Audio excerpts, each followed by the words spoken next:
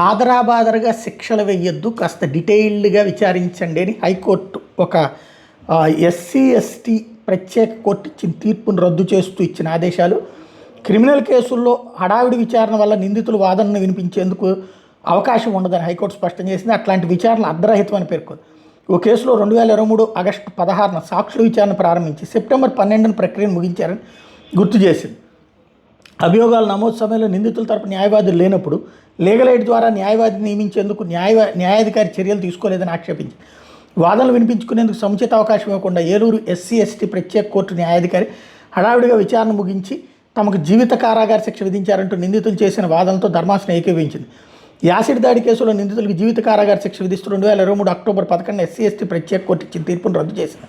నిందితులకు సముచిత అవకాశం కల్పిస్తూ మొదటి నుంచి కొత్తగా విచారణ నిర్వహించాలని ఎస్సీ ఎస్టీ ప్రత్యేక కోర్టును ఆదేశిస్తూ అరుదైన తీర్పిచ్చింది. విచారణ ప్రక్రియను 6 నెలల్లో పూర్తి చేయాలని ఆదేశించింది. నిందితులు బెయిల్ పిటిషన్లు విచారించాలని పేర్కొంది. హైకోర్టు న్యాయమూర్తులు justice K Suresh Reddy, justice K శ్రీనివాసరెడ్డితో కూడిన ధర్మాసనం ఇటీవల ఈ మేరకు ఉత్తర్వులు ఇచ్చింది. ఏలూరుకు చెందిన వివాహిత 2023 జూన్ 13న యాసిడ్ దాడి చేయడంతో ఆమె మరణించారు. వ్యవహారం మీద పోలీసులు కేసు నమోదు చేశారు. ఏలూరు ఎస్సీ ఎస్టీ ప్రత్యేక న్యాయస్థానం 8వ అదనపు జిల్లా కోర్టు కేసును విచారించింది. బి నాగసతీష్ మరో ఇద్దరికి జీవిత కారాగార శిక్ష విధించింది. ఆ తీర్పును సవాల్ చేస్తూ దోషులు హైకోర్టులో అప్పీల్ చేశారు. వారి తరపు న్యాయవాదులు వాదనలు వినిపిస్తూ దిగువ కోర్టు హడావిడిగా విచారణ జరిపిందన్నారు. కొంతమంది సాక్షులు విచారించేటప్పుడు నిందితులను కోర్టులో హాజరుపరచలేదన్నారు.